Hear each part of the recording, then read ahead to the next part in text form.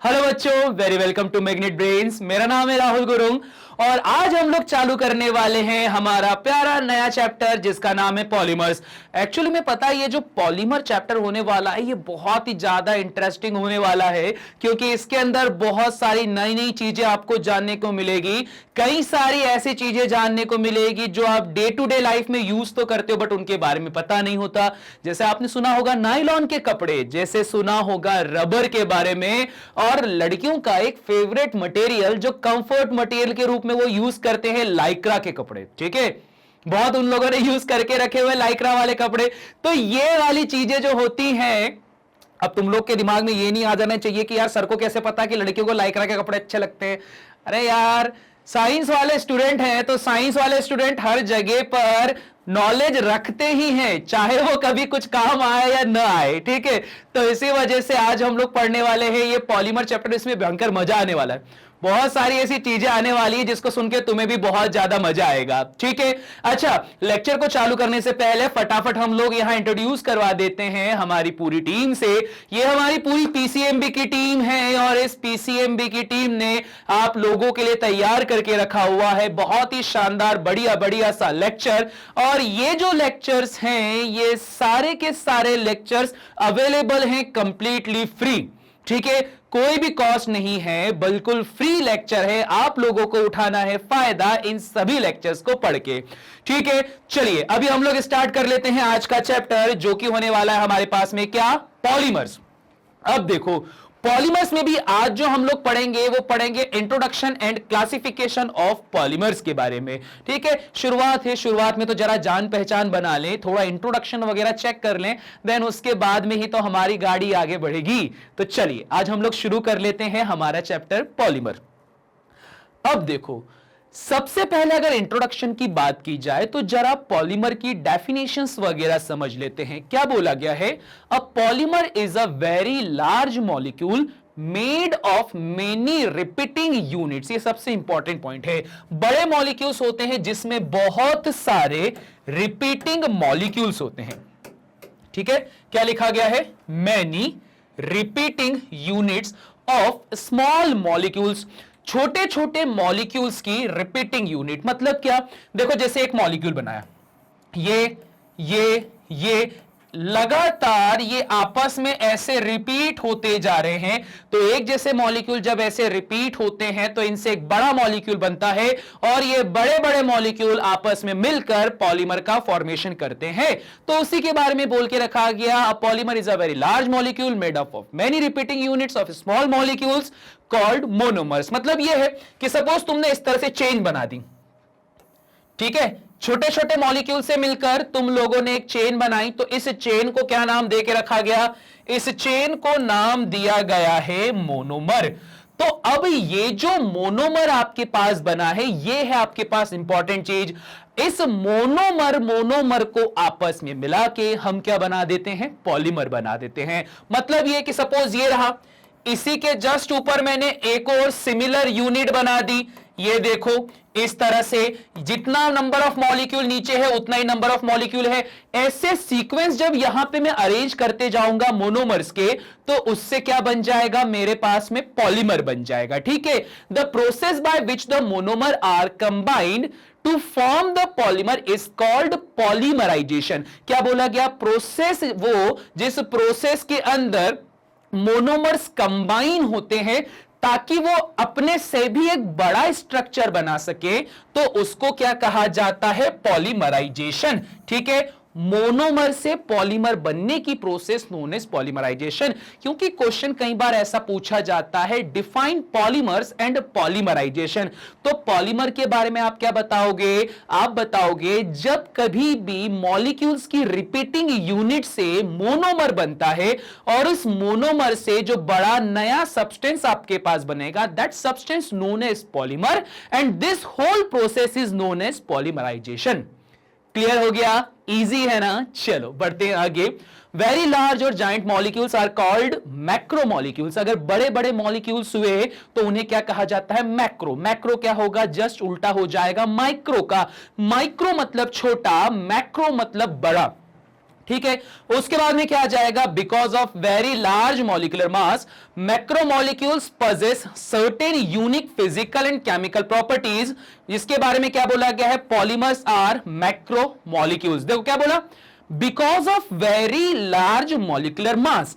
अब देखो होता क्या है, यहां पे हम लोगों ने बात करी है कि बहुत छोटे छोटे जो पार्टिकल्स हैं, या बात करी छोटे छोटे मॉलिक्यूल्स के बारे में। छोटे छोटे मॉलिक्यूल्स है, इनमें कोई ज्यादा ताकत नहीं रहती है, इनको कोई खासियत नहीं देता। अब मैंने ये बोला कि इन छोटे छोटे मॉलिक्यूल्स ने मिलकर बना लिया ग्रुप। अब इन ग्रुप्स ने मिलकर बना लिया और बड़ा ग्रुप, तो इसके बाद तो इन्हें प्रेफरेंस देने पड़ेगी। याद है कि नहीं, जैसे हम लोग बात करते हैं, हमारी जब कभी भी आजादी की लड़ाई हुई थी, तो आजादी की लड़ाई के समय जब आप लोग को पता होगा कि सबसे पहली क्रांति जो हुई थी 1857 में, हम लोग मंगल पांडे के नाम से जानते हैं। ठीक है, अच्छा ऐसा नहीं कि सिर्फ मंगल पांडे ने उस टाइम पे क्रांति करी थी।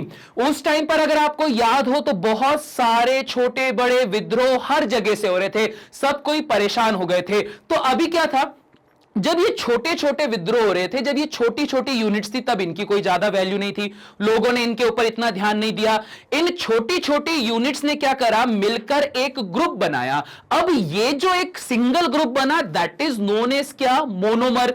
अब इन मोनोमर्स वाले छोटे छोटे ग्रुप ने आकर बाद में क्या कर दिया, इंडियन नेशनल कांग्रेस बना दिया, स्थापना कर दी। किसने करी थी, ए.ओ. ह्यूम ने कर दी। अरे यार, साइंस की क्लास में मेरी, केमिस्ट्री की क्लास में मेरी कहां से हिस्ट्री निकल रही है यार। चलो छोड़ो, वो पढ़ा था यार हम लोगों ने, मुझको अच्छा लगता है एक्चुअली हिस्ट्री पढ़ना। मुझे हिस्ट्री पढ़ना, इंडियन हिस्ट्री वगैरह पढ़ना मैंने बहुत पढ़ी है।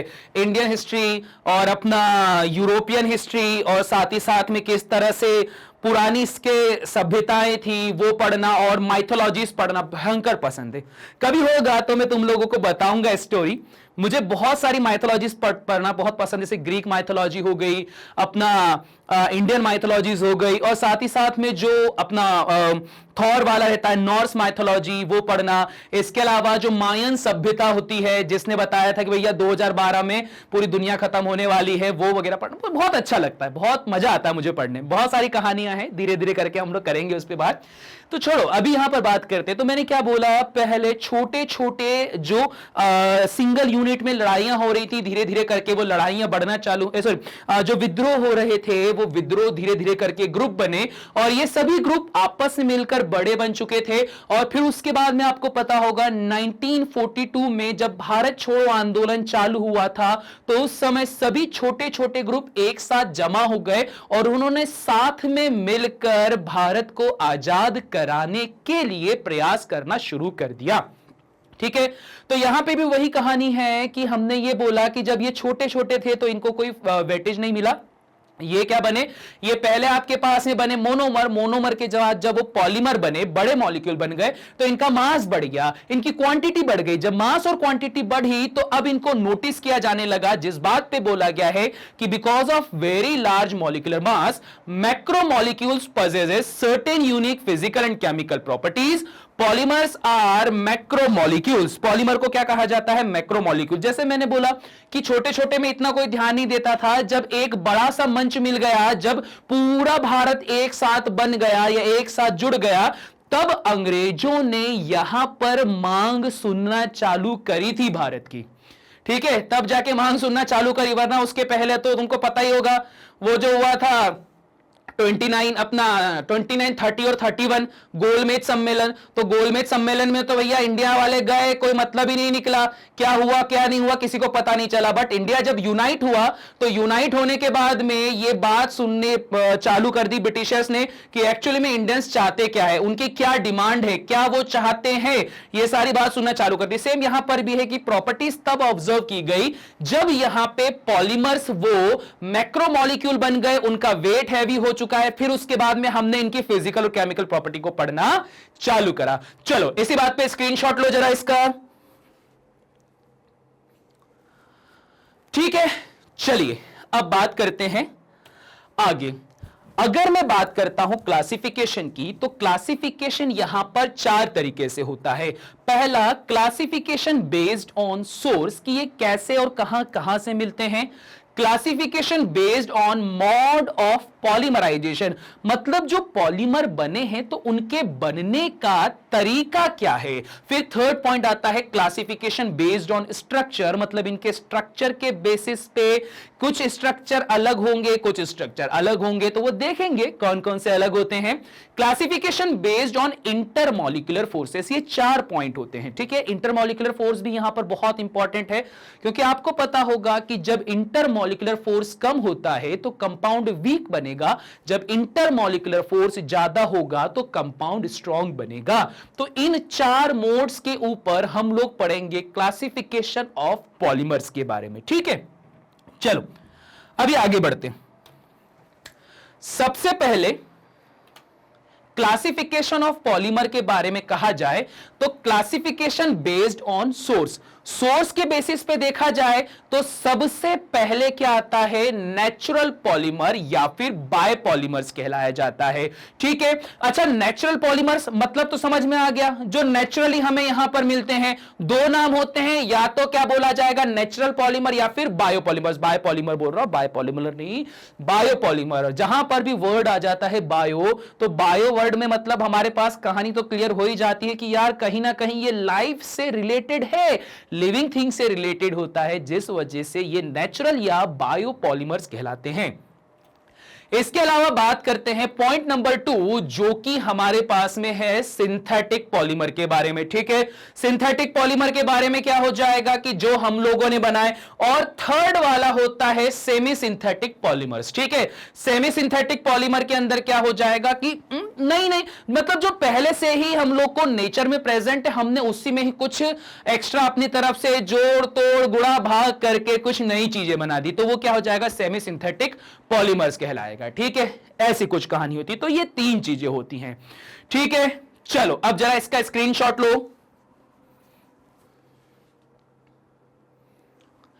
अब बढ़ते हैं आगे, classification based on source, source के बेसिस पे किस किस तरह से क्लासिफाई किया गया है। देखो, on the basis of classification of the source, sources के ऊपर तो क्या बोल के रखा था, हमने पढ़ के रखा हुआ था नेचुरल, ये natural, synthetic, semi synthetic. Natural polymers या बायोपॉलीमर्स में क्या आता है, the polymers that are synthesised by organism for their life process are called biopolymers. Some example of biopolymers of plant origin are rubber, cellulose and starch.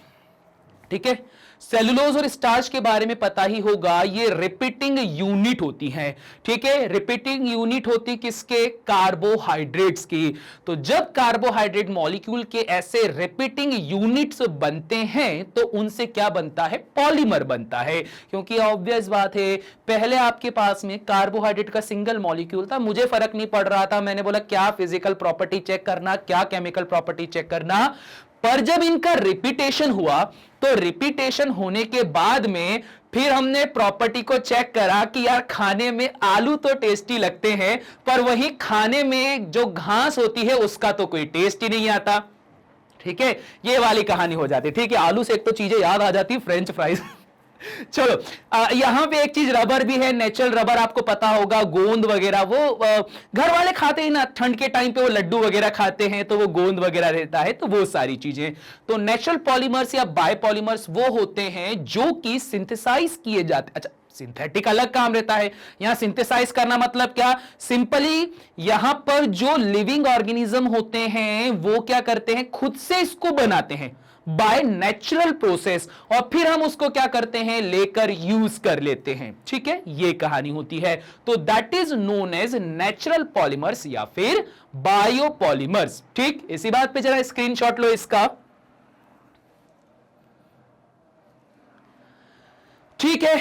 ये तो रहा हमारे पास में नेचुरल पॉलीमर्स या बायोपॉलीमर्स। सेकंड बात करते हैं सिंथेटिक पॉलीमर, जो कि ऑब्वियस बात है हम सिंथेसाइज करेंगे। तो सिंथेटिक पॉलीमर्स में क्या होता है, the polymers that are synthesise in the laboratory are called, जो लैब में सिंथेसाइज किए जाते हैं।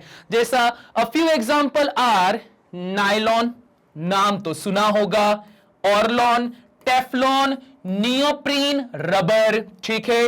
तो यहां पर बोला गया we shall learn about the synthesis of polymers in this chapter, ठीक है। और मतलब बोल दिया कि भैया ये तो पढ़ना ही है इस चैप्टर के बारे में, इस चैप्टर में इनकी कहानी तो पढ़ना ही है, इसलिए ये स्पेशली लाइन को यहां पे मेंशन करा गया है, क्योंकि क्वेश्चन भी डायरेक्ट आता है कि नायलॉन 6 और नायलॉन 6 क्या होते हैं, या उनके बीच में डिफरेंस क्या होता है, टेफ्लॉन क्या होता है, नियोप्रीन क्या होता है, ये सारी कहानी आती है। ठीक है, अरे वो रहता है ना यार, टेफ्लॉन की कोटिंग वाले वो रहते हैं अपने पास में, ये नॉन स्टिक वाले जो पेन वगैरह होते हैं, नॉन स्टिक बर्तन होते हैं, तो वहां पे कोटिंग किसकी होती है, टेफ्लॉन की कोटिंग होती है, तो वो सारी चीजें पढ़नी रहती है।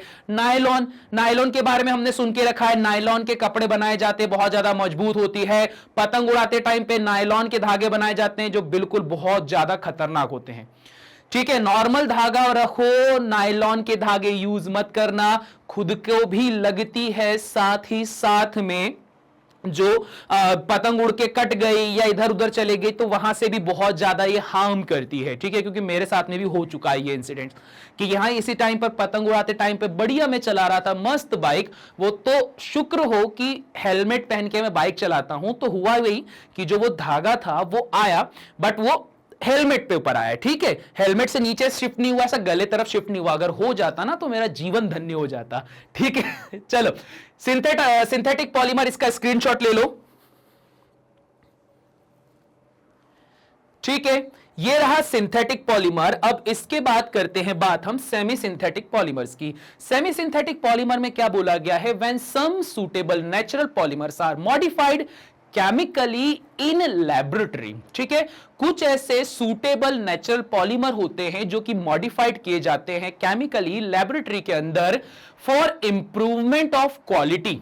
ठीक है, क्वालिटी इंप्रूवमेंट के लिए they are considered as the semi synthetic polymer. बताया था ना, ऑलरेडी वो मिलते हैं नेचर में, बट उनकी क्वालिटी को और ज्यादा इंप्रूव करने के लिए उसको क्या करा जाता है, लैब में और अच्छे से सिंथेसाइज किया जाता है। जैसे एग्जांपल, जो नेचुरल रबर होता है उसको वल्केनाइज किया जाता है सल्फर को मिला के, ताकि उसके अंदर इलास्टिसिटी और बढ़ जाए and useful for manufacturing tyres.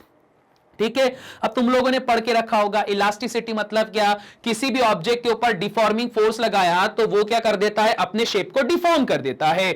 But deforming force लगा के जैसे ही उसने डिफॉर्म करा, डिफॉर्म करने के बाद में वो दोबारा से खुद को रिफॉर्म कर लेता है, दोबारा से अपनी ओरिजिनल पोजीशन पे आ जाता है।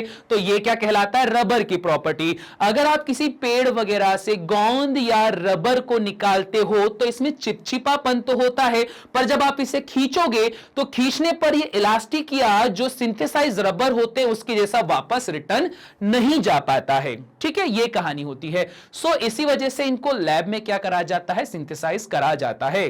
ठीक है, सिंथेसाइजेशन। और ये पॉलीमर का एक बढ़िया ही एग्जांपल होता है, वो होता है स्पाइडरमैन का जाला। देखिए ना, स्पाइडरमैन मूवी के अंदर भी यही करा गया था कि स्पाइडरमैन अपना जो जाल बनाता है या जो वेब बनाता है वो भी एक्चुअल में प्रोटीन द्वारा सिंथेसाइज एक पॉलीमर होता है जिससे उसने अपना जाल बनाया था। ठीक है, करेंगे बात इस पे भी, बहुत सारी बातें होती है यार, बहुत सारे मुझे लेक्चर वगैरह बनाने हैं, बट मैं वही सोचता हूं कि यार एक जब भी लेक्चर बनाया जाए ना तो रेंडमली में उठा के कुछ भी नहीं बना दो, एक सीक्वेंस पे चले। एक सीक्वेंस पे चलेंगे तो कुछ एक्स्ट्रा भी सीखने को मिलेगा, क्योंकि बुक की जो एजुकेशन रहती है, जो बुक का नॉलेज होता है, उससे भी हमें थोड़ा आगे बढ़ना पड़ेगा, क्योंकि तुम्हें पता है कंपटीशन का लेवल बहुत ज्यादा हाई हो चुका है। कुछ एक्स्ट्रा भी हमें हमेशा पढ़ना रहता है, चिंता मत करो, हो जाएगा वो भी। ठीक है, चलो जरा इसका स्क्रीनशॉट लो। ठीक, ये रहा सेमी सिंथेटिक पॉलीमर। अब बात करते हैं क्लासिफिकेशन ऑफ पॉलीमर में। अभी सोर्स बेस देख लिया, अभी यहां पर अगला आ जाता है classification based on mode of polymerisation. ठीक है, सबसे पहली बात तो भैया, एक बार जब ये वीडियो लेक्चर देख रहे हो ना, तो जो हमारे यहां पे मेंबर्स होते हैं जो यहां पर पूरा का पूरा चेक करते हैं, स्लाइड वगैरह मैनेज करना, स्लाइड को वहां पर देखना, जो क्रिएटिव टीम वगैरह होती है यार, इनके लिए भी एक बार कमेंट कर देना कि बढ़िया मैग्नेट ब्रेन की जो ये टीम है वो बढ़िया काम करती है। इस तरह से जो नॉर्मल आपके फ्लो चार्ट होते हैं उसमें भी ग्राफ बना देते हैं, ये यहां की क्रिएटिव टीम का काम रहता है। ठीक है, चलो classification based on mode of polymerisation में सबसे पहला होता है होमोपॉलीमर एंड कोपॉलीमर। होमो मतलब क्या, एक जैसा। कोपॉलीमर मतलब क्या, भाई भाई भाई भाई भाई भाई भाई भाई जो एक जैसे पॉलीमर रहेंगे वो होमोपॉलीमर या कोपॉलीमर कहलाते हैं।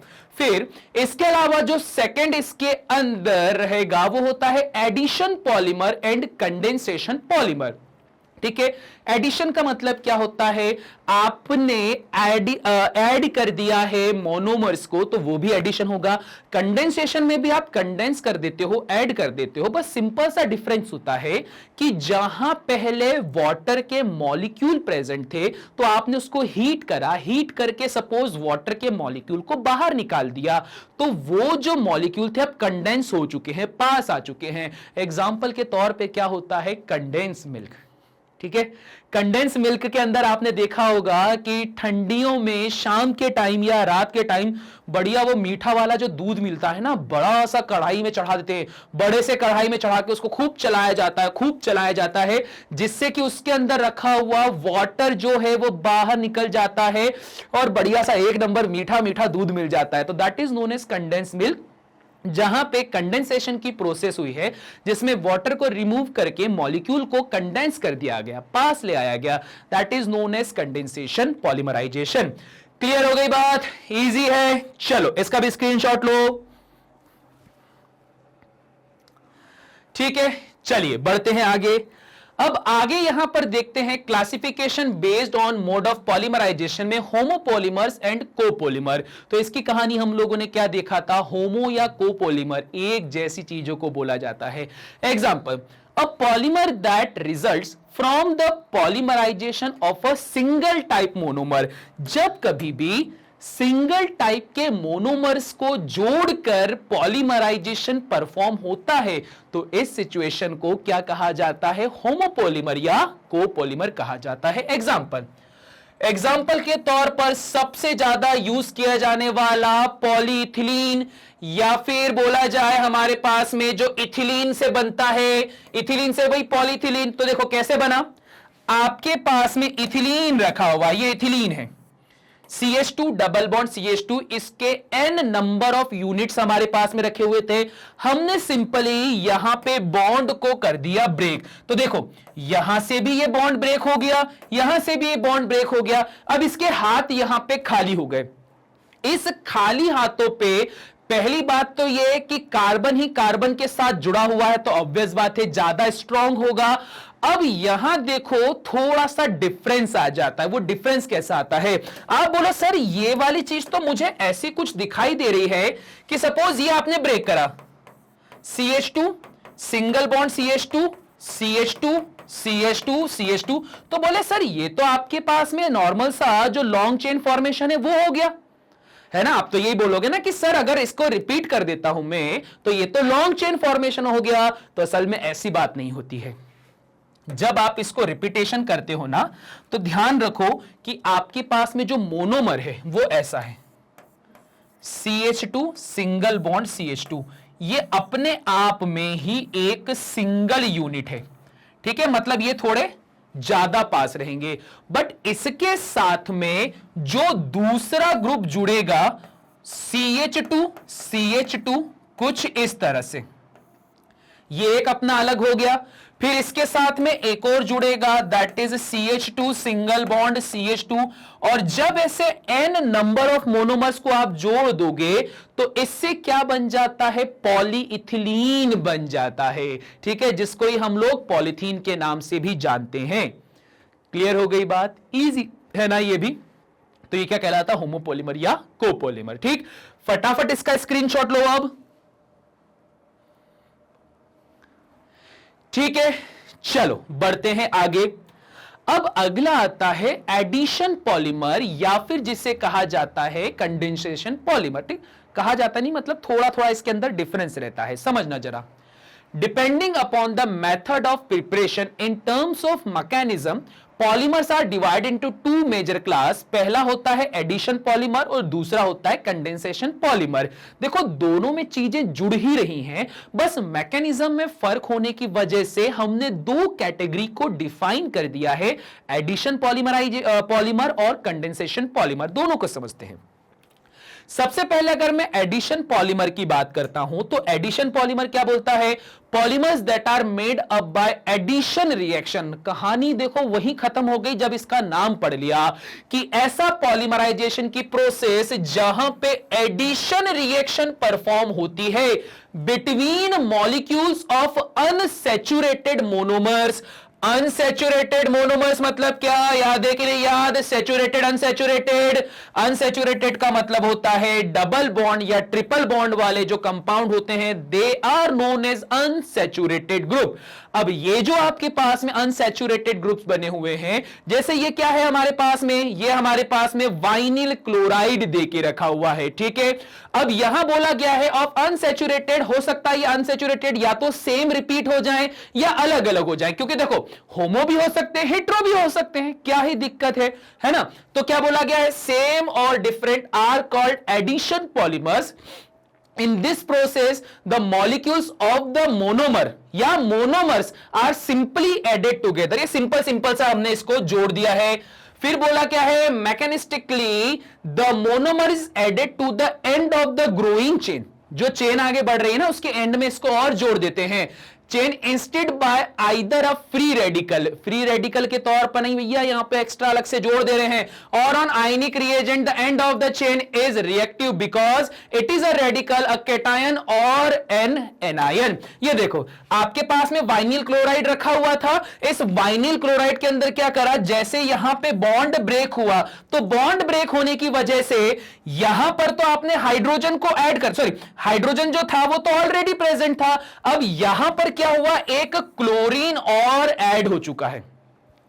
क्लोरीन इनसे अलग है, तो क्लोरीन जब इनसे अलग होता है तो इनसे अलग होने की वजह से यहां पे ये सिचुएशन परफॉर्म होती है। और अच्छा पता है क्या होगा, यहां पर अगर आप देखते हो तो ये हाइड्रोजन भी यहां से एक कम हो जाता है, हाइड्रोजन का रिप्लेसमेंट कौन कर देता है, क्लोरीन कर देता है। और अगर क्लोरीन यहां पर आ जाता है तो ये हिस्सा इससे अलग हो गया, या मतलब क्या हो गया, यहां पर एक रेडिकल का फॉर्मेशन हो गया। रेडिकल मतलब क्या, जो नॉर्मल से थोड़ा अलग होते हैं, जो नॉर्मल से थोड़ा अलग सोच रखते हैं, तो ये रेडिकल हो गया। और यहां से जब इस तरह से लगातार चेन आगे बढ़ती जाएगी तो उसको क्या कहा जाता है, चेन ग्रोथ पॉलीमर्स। क्लियर हो गई बात, इजी है ना। चलो इसी बात पे स्क्रीनशॉट लो इसका, ठीक है। चलिए इसे भी कर लेते हैं इरेज, बढ़ते हैं आगे। अगला हम बात करते हैं कंडेंसेशन पॉलीमराइजेशन, या सॉरी कंडेंसेशन पॉलीमर के ऊपर, तो उसकी ही प्रोसेस को कंडेंसेशन पॉलीमराइजेशन कहा जाएगा। Polymers that are formed by condensation reaction which combine the molecules of monomers with the loss of some molecules, some simple molecule। मैंने बोला था ना, कंडेंस करने का मतलब क्या, जैसे कंडेंस मिल्क बनाते हैं तो उसमें से पानी बाहर निकाल देते हैं, तो यहां भी बोला गया है कि कुछ सिंपल मॉलिक्यूल्स के लॉस की वजह से जो पॉलीमराइजेशन होता है तो उसको क्या कहा जाता है, कंडेंसेशन पॉलीमराइजेशन। तो वही बोल के रखा है, some simple molecules like water और alcohol are called condensation polymers since the growth of the polymer chain occurs in a stepwise. अब ये जो ग्रोथ होती है, मतलब यहां पर जो कंडेंस करा जाता है तो ये स्टेप वाइज होती है, तो स्टेप वाइज मैनर में होने की वजह से इसमें अलग अलग स्टेप बनने की वजह से of the condensation reaction of which a condensation reaction the condensation polymers are usually called step growth polymers। इसके ऊपर भी हम लोग को एक टॉपिक पूरा पढ़ना है कि स्टेप ग्रोथ पॉलीमराइजेशन क्या होता है। तो यहां पर स्टेप ग्रोथ का मतलब होता है कि जो कंडेंसेशन हुआ है, ऐसा नहीं कि एक बार में पानी निकाल दिया, ठीक है, ऐसा नहीं है कि आपने वहां पे भगोनी में दूध चढ़ाया और दूध चढ़ाने के बाद में ही सीधा पानी निकल गया और आपका वो बढ़िया मीठा वाला टेस्टी सा दूध बन गया, ऐसा नहीं होता। देखा होगा ना, कढ़ाई में काफी देर तक वो चलाते रहते हैं, क्या और उसमें चीजें मिलाते रहते हैं, जिसके बाद में ये कंडेंसेशन कंप्लीट होता है। तो ये जो होता है ये एक स्टेप बाय स्टेप प्रोसेस होती है। So for that reason this is known as step growth polymers. ठीक, क्लियर हो गई बात, इजी है। चलो आगे बढ़ते हैं। अब उसके बाद में इन्होंने बोल के रखा है एग्जाम्पल, जिसको बोला जाता है टर्लीन या Dacron is a example of condensation polymers. ठीक है, ये बता के रखा हुआ है, अभी पढ़ेंगे पूरा, चिंता मत करो। स्टेप ग्रोथ पॉलीमराइजेशन में हम लोग को पढ़ना है कि ये होता क्या है, बनता कैसे है, इंपॉर्टेंट टॉपिक है। चलो अब जरा इसका भी स्क्रीनशॉट लो। ठीक है, इसे भी कर देते हैं इरेज, बढ़ देते हैं आगे हमारे पास में एक एग्जाम्पल देके रखा है इसी कंडेंसेशन पॉलीमराइजेशन का। देखो किस तरह से आपके पास में एग्जाम्पल देके रखा है, डाई मिथाइल टरथैप्लेट करके देके रखा हुआ है। ठीक है, टर्प क्या, रुको रुको रुको, टर्प्ड होता है, मेरे मुंह से नहीं निकल रहा है, बताओ भाई। टर्प्ड होता है, टीईआरपीटी, टीईआरपीटी, और फिर हमारे पास में थैलेट हो जाता है, डाइमिथाइल टर्प्ड थैलेट, जो आपके पास में कंपाउंड देके रखा है। जब कभी भी इसको इथाइलिनी ग्लाइकोल, जो कि ये देके रखा है, ठीक है, इसमें n नंबर ऑफ मॉलिक्यूल्स देके रखे हैं इथाइलिनी ग्लाइकोल के, जब इसके साथ में कंबाइन करके इसे गर्म किया जाएगा, तो गर्म करने पर क्या होगा, देखो ये वाला कंपाउंड सीधे सीधे यहां पर आके जुड़ गया, और इसके जुड़ने की बात भी बहुत ज्यादा आसान होती है, आप लोग को पहले बताया था। जब भी ऐसा कार्बन डबल बॉन्ड में दिखाई देता है तो ध्यान रखना, यहां से ही धोखेबाजी चालू होती है। OCH2 यहां पे चल रहा है ऑलरेडी, मतलब ये वाला पोर्शन, ठीक है, यहां पर से ये वाला, अरे यार इसको मैं ऐसा कर दूं, ये जो आपके पास में इथाइलिनी ग्लाइकोल है ना, तो इसके अंदर क्या करके रखा हुआ है आपने, CH2CH2O, ये वाला पोर्शन यहां पे बचा हुआ रहेगा, दैट मींस ये पोर्शन, ठीक है।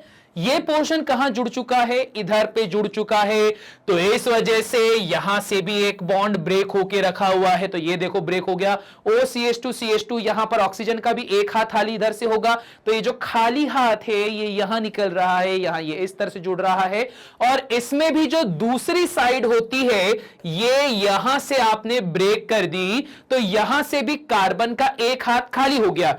तो ये जो सिंगल यूनिट है जिसको टायरिनीन या फिर डेक्रोन कहा गया है, ये एक सिंगल मोनोमर है। ऐसे जब बहुत सारे मोनोमर आपस में जुड़ जाते हैं तो उससे बनता है पॉलीमर। इसमें से क्या बाहर निकाल रहा है, मिथाइल अल्कोहल या फिर मिथेनॉल बाहर निकला है। तो ये एग्जांपल होता है किसका, कंडेंसेशन पॉलीमराइजेशन का।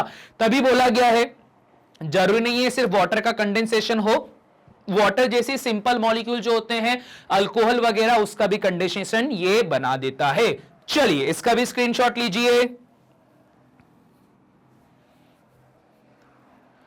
ठीक है, बढ़ते हैं आगे। अगला हमारे पास में है point number 3, classification but based on structure.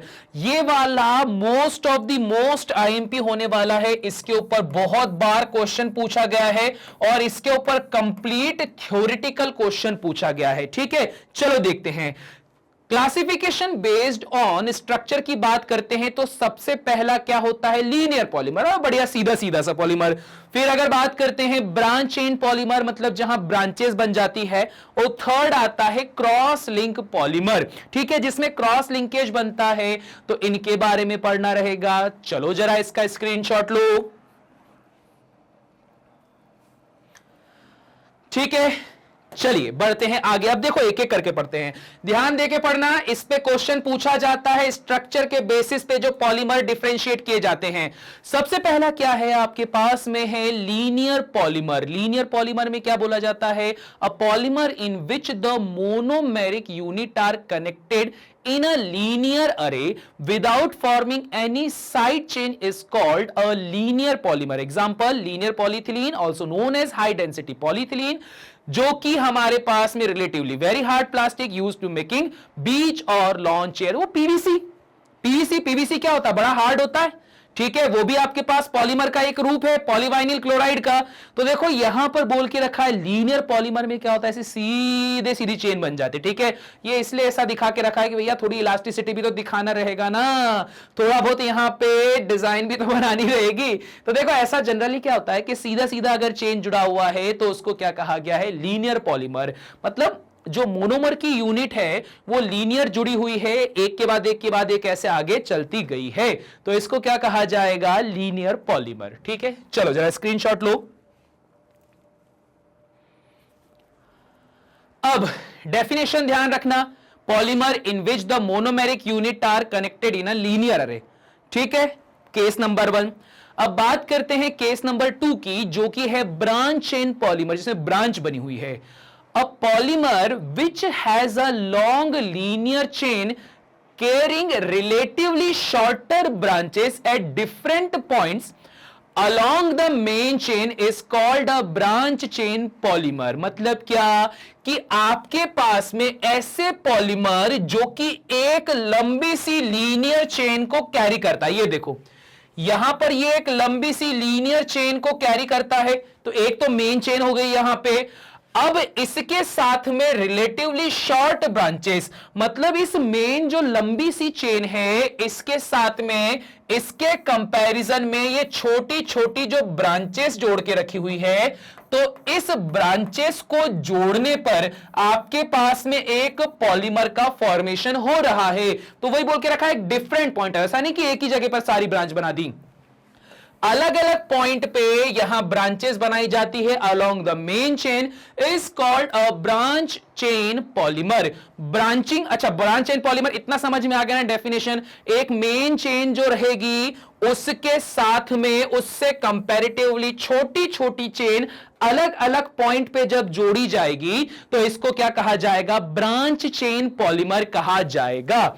इसके बाद में क्या, branching greatly affect the physical property of this polymer because they do not pack as closely as the linear polymer. ठीक है, अब देखो ब्रांचिंग से क्या होता है, अगर ब्रांच बना दी तो ये एरिया ज्यादा घेर रहा है।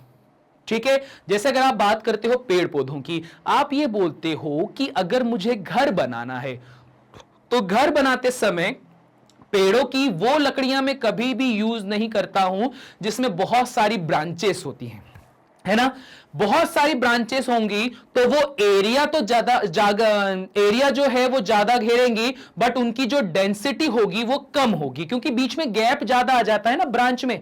ब्रांच बनाने पर क्या होता है, बीच में ये जो होलो स्पेस है या जो गैप है ये ज्यादा आ जाता है, जिस वजह से इनकी ड्यूरेबिलिटी या फिर जो इनकी स्ट्रेंथ होती है वो गिरना चालू हो जाती है। तो यहां पर वही बात बोल के रखा है कि जो ब्रांचिंग होती है उससे प्रॉपर्टी में चेंज होता है, स्पेसिफिकली फिजिकल प्रॉपर्टी में, क्योंकि ब्रांच क्या करती हैं, वीक कर देती हैं पॉलीमराइजेशन को। Thus these polymers usually have lower densities, tensile strength and melting point compare to those of the linear polymers made from the same monomer. अब देखो क्या होगा, सेम मोनोमर आपने लिया, एक बार आपने उसका लीनियर वहां पे स्ट्रक्चर बनाया और एक बार ब्रांच बनाया, तो मोनोमर सेम है, पर जो लीनियर वाला रहेगा उसका जो पॉलीमर होगा वो ज्यादा स्ट्रांग होगा, क्योंकि उन्होंने जगह कम घेरी है, कम जगह में ज्यादा सब्सटेंस, हाई डेंसिटी, स्ट्रेंथ अपने आप ही बढ़ जाएगी। मेटलों में यही कहानी होती है ना, मेटल्स के अंदर क्या होता है, कम स्पेस पे ज्यादा नंबर ऑफ मॉलिक्यूल्स से हाई डेंसिटी सब्सटेंस बनता है जो स्ट्रांग बन जाता है। और उसके बाद में अगर बात करते हैं कि यहीं पर अगर मोनोमर से आपने ब्रांच चेन बनाया, उसी मोनोमर से जिससे आपने क्या करके रखा था, लीनियर बनाया था, उसी से ब्रांच बना दिया, तो ये ज्यादा जगह घेर रहा है, सब्सटेंस कम है, डेंसिटी लो है, इस वजह से जो इसकी स्ट्रेंथ है वो भी क्या हो जाएगी, कम। अब क्या बोला, for example branch polyethylene also known as low density polyethylene, जो पॉलीथीन बनाते हैं ना, तो एक होती कमजोर वाली पॉलीथीन में क्या होगा, ब्रांच चेन होगा, is a much more flexible polymer than the linear one and hence used for making trash bags, carrying bags and the water bottle. ठीक है, मतलब क्या हुआ कि घर में जो पॉलीथीन रखी हुई हैं, पन्नियां रखी होती हैं जिसमें आप सब्जी वगैरह लेकर आते हो, या फिर जो कैरी बैग वगैरह होते हैं जो पॉलीथीन का बने होते हैं, ये देखा आपने, नरम नरम रहते हैं, कमजोर कमजोर से रहते हैं। तो यहां पर वही बात की गई है कि जो ब्रांच चेन पॉलीमर होता है, तो जो आपके पास में इथिलीन था जिससे आपने क्या बनाया था, पॉलीथीन बनाया था, तो यहां पर अगर आप ब्रांच चेन में उसको बनाते हो तो ब्रांच चेन में बनाने पर क्या होता है, वो कमजोर बनती हैं। बट अगर आपने इसको स्ट्रेट चेन में बना दिया या लीनियर फॉर्मेशन में बना दिया तो वो स्ट्रांग बनेंगी और उसका यूज आप कर सकते हो अलग अलग खिलौने वगैरह बनाने में या फिर थोड़े स्ट्रांग सब्सटेंस बनाने में। जबकि इसका यूज ब्रांच चेन वाले का कहां होता है, जैसे कचड़े का जो बैग होता है वो बनाने में, या फिर बोला जाए पॉलीथीन छोटे मोटे कैरी बैग बनाने में। इसको क्या बोलते हैं, लो डेंसिटी पॉलीइथिलीन बोलते हैं। ठीक है, चलो जरा स्क्रीनशॉट लो। ठीक है, क्लियर हो गई बात। चलिए बढ़ते हैं आगे। अब थर्ड वाला पॉइंट आता है क्रॉस लिंक्ड पॉलीमर। इन पे क्वेश्चन बहुत पूछे गए हैं। क्रॉस लिंक पॉलीमर में क्या बोला गया है, a polymer in which the separate polymer chain are connected to each other across the length by covalent bonds leading to the formation of a three-dimensional network।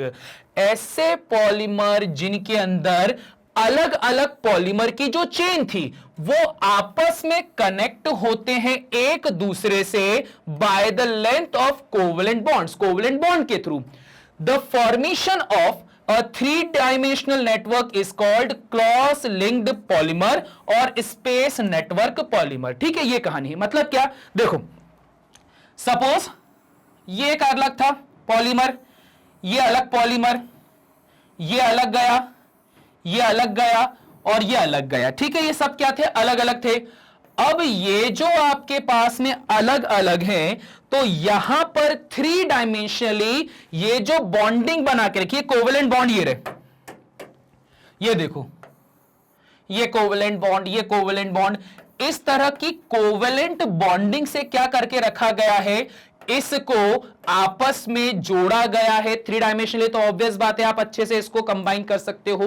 तो यही कहानी आती है, इसी को ही क्रॉस लिंक पॉलीमर बोलते हैं। क्रॉस लिंक पॉलीमर से मतलब क्या बताया कि जब आपके पास में अलग अलग पॉलीमर जो होते हैं, जैसे लाइन दिख रही है रेड कलर वाली, तो रेड कलर वाली लाइन क्या है, अपने आप में एक सिंगल पॉलीमर था।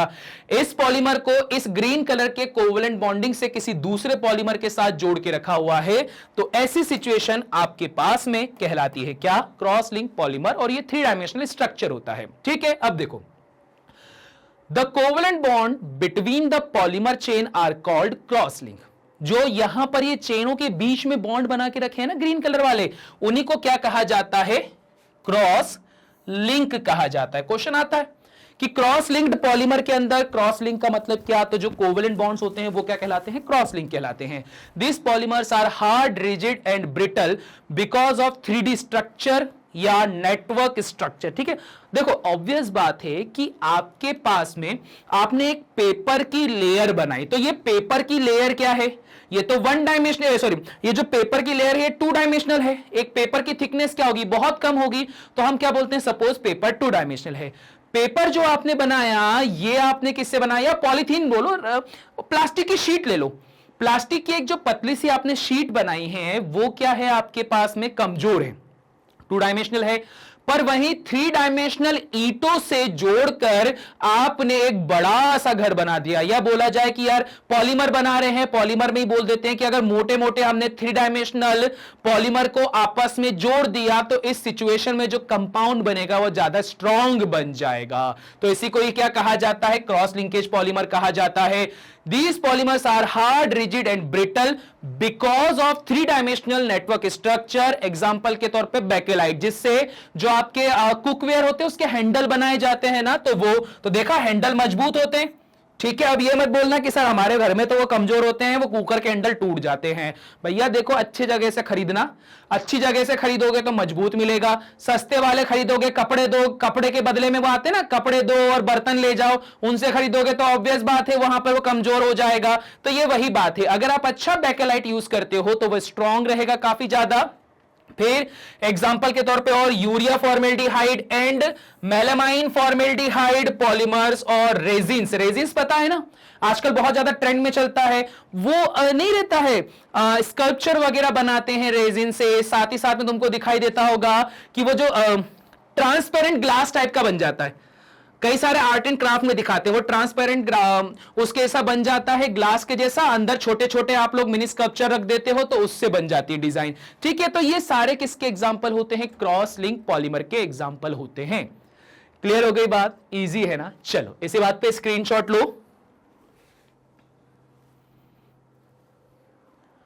ठीक, अब देखो हम लोगों ने तीन तरह से क्लासिफिकेशन को चेक कर लिया। अब बात करते हैं फोर्थ टाइप के क्लासिफिकेशन की। फोर्थ टाइप के क्लासिफिकेशन में हमारे पास में होता है classification based on intermolecular forces. Intermolecular forces की बात की जाए तो यहां पर चार तरह से क्लासिफिकेशन है। पहला इलास्टोमर, दूसरा फाइबर्स, तीसरा थर्मोप्लास्टिक और चौथा थर्मोसेटिंग या थर्मोसेटिंग पॉलीमर्स। ठीक है, यह भी इंपॉर्टेंट होता है, थर्मोप्लास्टिक और थर्मोसेटिंग, बताऊंगा क्यों होता है। चलो जरा आगे बढ़ते हैं। Classification based on intermolecular forces, जिसमें हम लोग को पता है कि यहां पर 4 तरीके से यहां पर क्लासिफाई करा गया था on the basis of physical properties. और ध्यान रखना यहां पर जब इसको क्लासिफाई करते हो तो फिजिकल प्रॉपर्टीज के बेसिस पे क्लासिफाई करते हो इंटरमॉलिक्यूलर फोर्स जो रहता है। However this physical properties are related to the magnitude of the intermolecular force present in this polymer. मतलब यह है, किसी ने क्वेश्चन पूछा कि इंटरमॉलिक्यूलर फोर्सेस के बेसिस पे जब आपने पॉलीमर को अलग अलग करके रखा हुआ है तो यहां पे उसका बेस क्या था, मतलब आप उसमें चेक क्या कर रहे हो। इंटरमॉलिक्यूलर फोर्स तो ठीक है, पर उससे चेक क्या कर रहे हो, तो उससे आप क्या चेक कर रहे हो, फिजिकल प्रॉपर्टी को चेक कर रहे हो।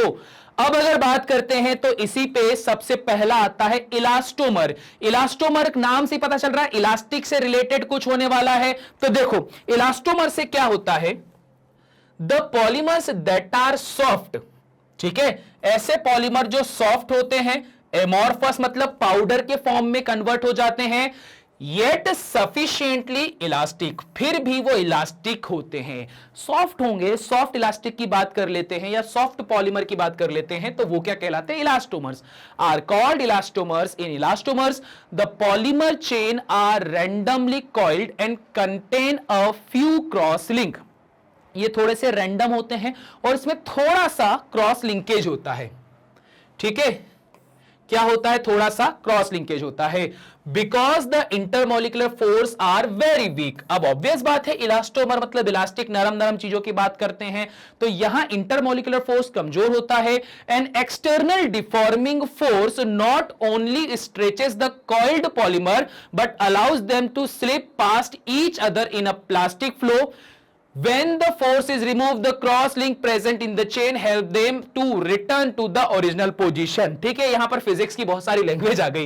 एक तो सबसे पहले क्या आया, डिफॉर्मिंग फोर्स, मतलब ये जैसे अरे वो नहीं रहता है अपना, वो रबर नहीं रहते हैं जिससे कि वो खाना वाना मंगाते हो तो खाने के ऊपर क्या होता है कि वो रबर की वो कर देते, रबर लगा देते हैं, क्या बोलते हैं उसको यार, हेयर नहीं ऐसी कुछ बोलते हैं ना शायद, पैकिंग रबर की हेयर बैंड वाला रबर रहता है, हेयर बैंड वाला रबर बोलते हैं, चलो क्योंकि लड़कियां लगाती रहती बाल में, ठीक है, वो जो हेयर बैंड वाला रबर रहता है उसमें क्या देखा कि आपने उस रबर को खींचा तो उस पे खींचना मतलब उसको डिफॉर्म करना, उसका शेप चेंज करना, तो खींचा मतलब डिफॉर्मिंग फोर्स। अब जब ये जो डिफॉर्मिंग फोर्स होता है आप जब इस पे अप्लाई करते हो तो वो डिफॉर्म हो गया, शेप को चेंज कर लिया, बट यहां पे खास बात यह है कि शेप को चेंज करने के बाद वो रिगेन भी कर लेता है उसी शेप को, ठीक है। क्यों रिगेन कर लेता है, क्योंकि इसके अंदर क्रॉस लिंकेज है। क्रॉस लिंकेज एक स्टेबल और साथ ही साथ में हार्डनेस को बताता है, स्ट्रॉन्ग वाली चीजों को बताता है।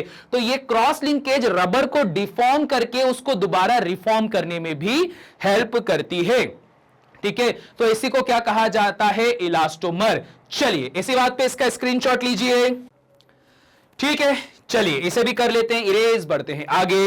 इलास्टोमर के बाद आता है फाइबर्स। फाइबर्स के रिगार्डिंग क्या बोलते हैं, the polymers that possess considerable tensile strength, ठीक है। टेंजाइल का मतलब होता है खींच तान कर लेना, ठीक है। Due to semi crystalline structure are called fibres because they are used to making fibres, ठीक है। फाइबर क्रिस्टल से फाइबर बनाए जाते हैं।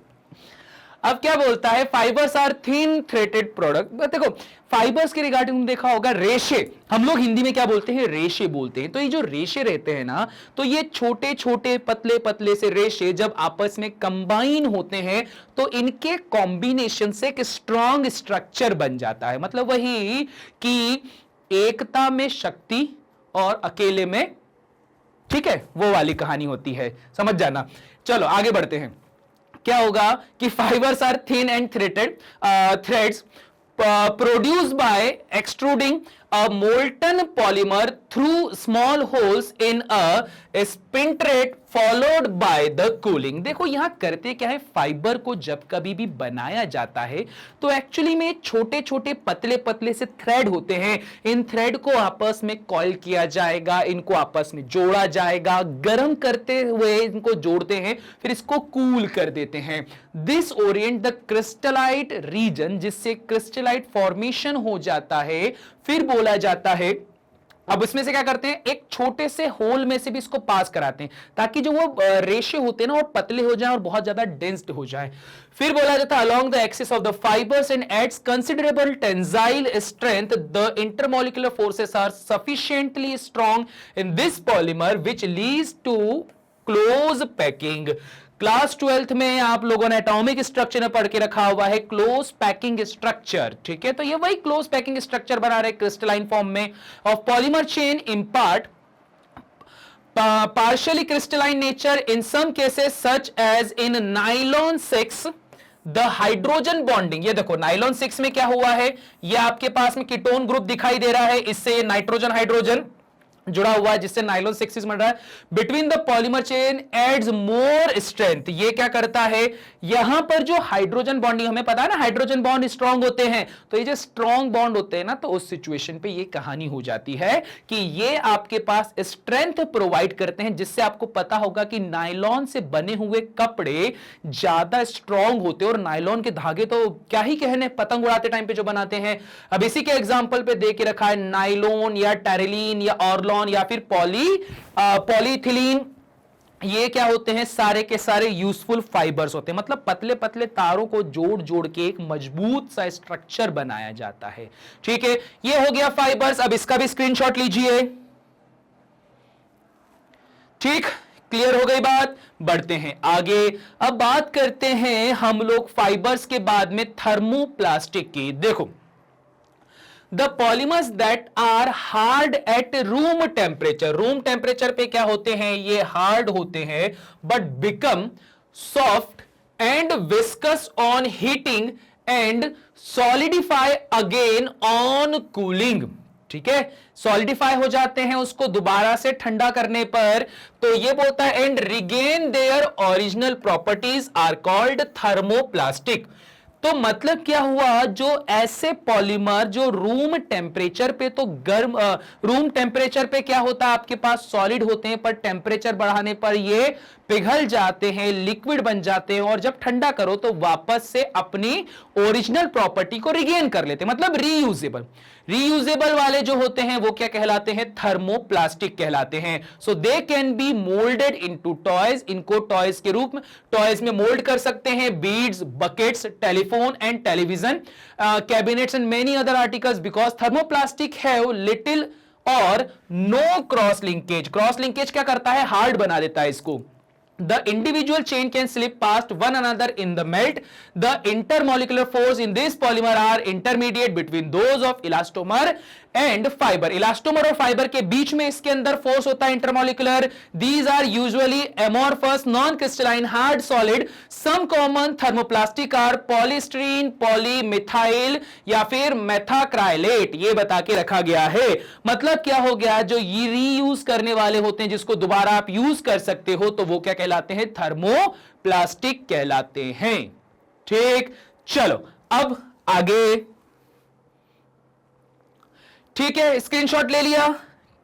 फोर्थ वाला थर्मोप्लास्टिक हो गया। अब बात करते हैं थर्मोसेटिंग की।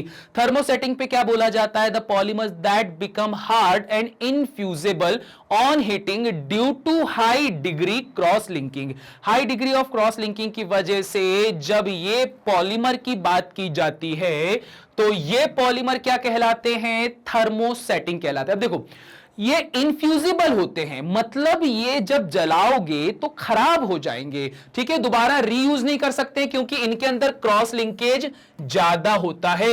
And further polymerisation are called thermosetting polymers और resins. These polymers are usually made from relatively low molecular mass semi-fluid polymer which on heating in a mold become a hard infusible solid mass। वो जो hard वाले plastic होते हैं ना, जिनको जलाने पर आप वो काले काले हो जाते, बिल्कुल खराब हो जाते, दोबारा यूज नहीं कर सकते हो, ये वो है। The heating causes extensive cross linking of the polymer change and leads to the three-dimensional network structure. As a result, it become hard.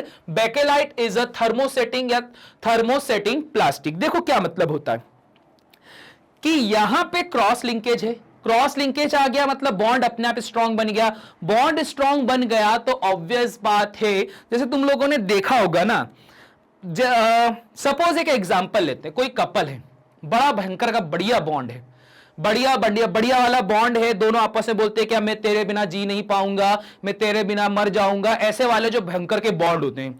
तो ऐसे जो भयंकर के आपके पास में बॉन्ड होते हैं, अगर ये बॉन्ड एक बार ब्रेक हो जाते हैं, ठीक है, अगर ये बॉन्ड एक बार ब्रेक हो गया, तो पहले तो बहुत स्ट्रांग बॉन्ड था, अब बॉन्ड ब्रेक हो गया, तो क्या होता है मन में थॉट कि बोले कि यार मेरी लाइफ में अगर वो नहीं तो कोई और नहीं, मैं किसी और के साथ में बॉन्ड ही नहीं बनाऊंगा, मैं पूरी तरह से डिफॉर्म हो जाऊंगा और जिंदगी भर कुंवारा रह जाऊंगा पर दोबारा शादी नहीं करूंगा। ये ऐसे वाले होते हैं। तो इसमें भी ऐसा होता है, मतलब रीयूजेबल नहीं होता। ये नहीं होते कि आपने बोले कि हाँ चलो ठीक है हमारा रिश्ता टूट गया तो हम आगे से अब किसी और के साथ में शादी कर लेंगे, ऐसे नहीं होते। ऐसे वाले कौन होते हैं? थर्मोसेटिंग होते हैं, थर्मोप्लास्टिक होते हैं। थर्मोसेटिंग क्या होते हैं कि एक बार रिश्ता टूट गया तो बोले जब तक था रिश्ता दोनों साथ में थे तब तक ही हम लोग कपल थे, इसके बाद जीवन में हम कभी कपल नहीं बन सकते। तो ऐसी कहानी किसमें आती है? थर्मोसेटिंग में आती है। बट एक्चुअली में ये तो मैंने बता दिया, हम लोग जब स्कूल में थे तो हम लोगों को हमारी मैडम ने कैसे समझाया था, बोले देखो अटाले वाले का एग्जाम्पल लिया था। बोले अटाले वाले दो तरह के प्लास्टिक को डिफरेंशिएट कर सकते हैं, जिसमें एक होता है थर्मोप्लास्टिक, एक होता है थर्मोसेटिंग। तो हमें यह बताया गया था कि अटाले वाला जो प्लास्टिक ले लेता है that is known as thermoplastic, और अटाले वाला जो प्लास्टिक नहीं लेता that is known as thermosetting. और वो बात ही पता हमारी मैडम ने इसलिए बताई थी क्योंकि वो हम लोगों को ऐसा डिग्रेड करना चाहती थी, वो बोलना चाहती थी कि तुम लोग इतने बड़े वाले गधे हो, उस अटाले वाले को भी मालूम है कि थर्मोप्लास्टिक क्या होता है, थर्मोसेटिंग क्या होता है, पर तुम गधों को नहीं पता है। तो इसलिए मैडम ने हम लोग को एग्जांपल दिया था कि जो प्लास्टिक अटाले वाले लेकर चले जाते हैं तो वो क्या कहलाता है? थर्मोप्लास्टिक कहलाता है, और जो अटाले वाले नहीं ले जाते हैं वो क्या कहलाता है? थर्मोसेटिंग कहलाता है। ये इस कहानी का मतलब था। ठीक है, चलो जरा स्क्रीनशॉट लो इसका। ठीक है, क्लियर हो गई बात।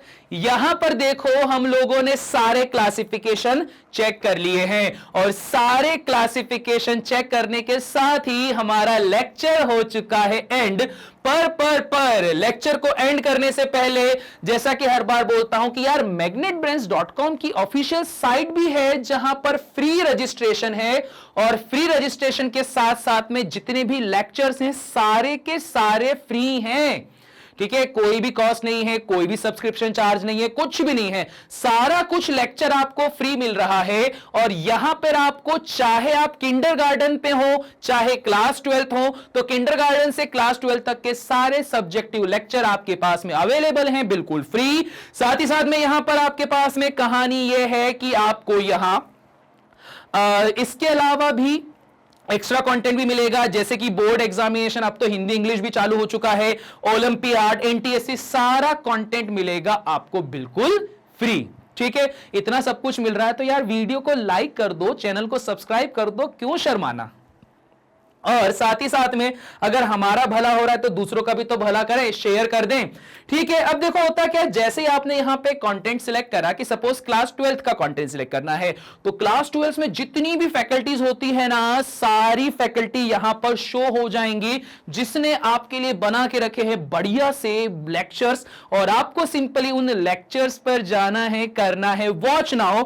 वॉच नाउ करने पर आपको मिलेगा कंटेंट कुछ इस तरह से, जहां पे खबरदार जल्दी जल्दी भागे तो सबसे पहले क्या होगा, फुल चैप्टर वीडियो देखो, उसके बाद में एनसीईआरटी सॉल्यूशन करो, उसके बाद में वन शॉट रिवीजन, और उसके बाद में एमसीक्यू करना।